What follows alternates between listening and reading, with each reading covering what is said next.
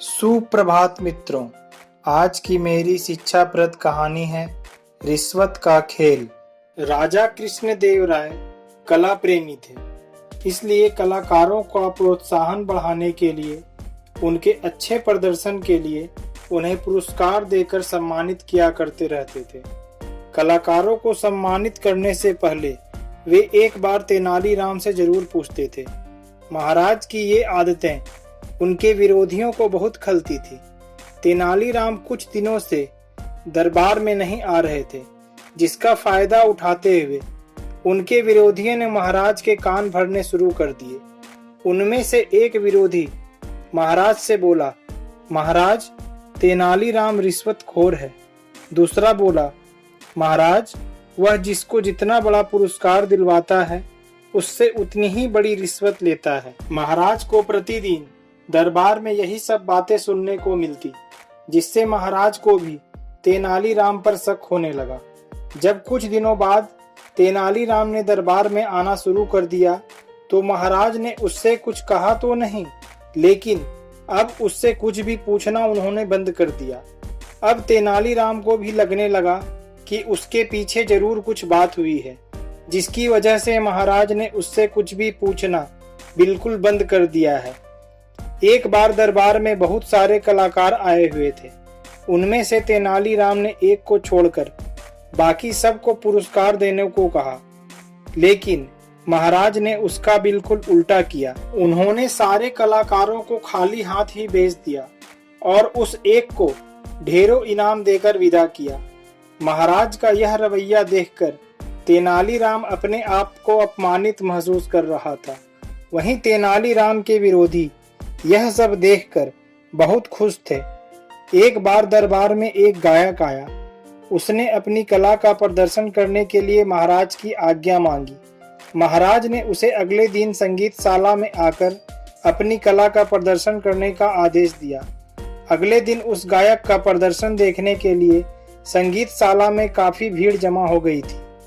महाराज के आते ही उसने गायन शुरू किया तो चारों ओर वाहवाही होने लगी। गायन समाप्त होते ही तेनालीराम बोला, तुमने बहुत अच्छा प्रदर्शन किया है। मैंने तुम्हारे जैसे कलाकार को आज तक नहीं देखा। तुम्हारे प्रदर्शन के लिए तुम्हें कम से कम 15,000 स्वर्ण मुद्राएं मिलनी चाहिए। महाराज तेनालीराम की ओर देखते हुए बोले, सच में तुम्हारा प्रदर्शन तो काबिले तारीफ था, लेकिन तुम्हें देने के लिए हमारे पास इतना धन ही नहीं है कि हम तुम्हें दे सकें। बेचारा गायक निराश होकर अपना सामान बटोरने लगा कि तभी तेनालीराम ने एक पोटली लाकर उसे थमा दी। तभी राजपुरोहित बोले, यह तो महाराज का अपमान हो रहा है। जब आपने उस कलाकार को कुछ नहीं दिया तो तेनालीराम को देने की क्या जरूरत थी। यह सुनते ही महाराज गुस्से से लाल पीले हो गए।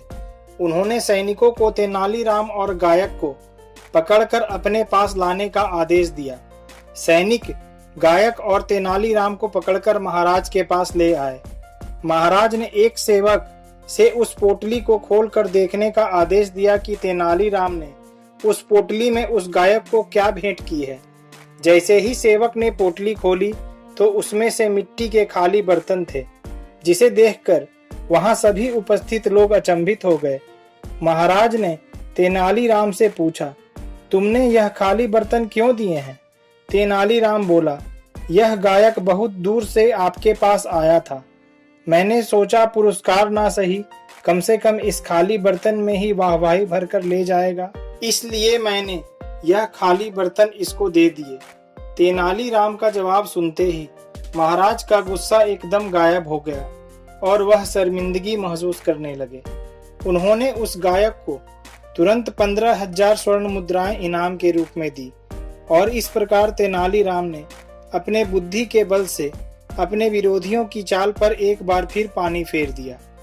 सीख: प्रतिद्वंदी या विरोधी तो आपके जीवन में हमेशा मिलते रहेंगे। उनसे घबराने के बजाय आप अपनी बुद्धि और कार्य कुशलता पर विश्वास कीजिए और उनका सामना करने के लिए अपनी बुद्धि का समय समय पर प्रयोग कीजिए कि आप उनसे किस प्रकार आगे बढ़ सकते हैं।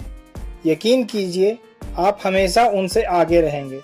मेरे जो भी मित्र चैनल पर अभी आए हैं उनसे आग्रह है कि चैनल को लाइक और सब्सक्राइब जरूर करें और हमारा हौसला बढ़ाने में सहयोग करें। धन्यवाद।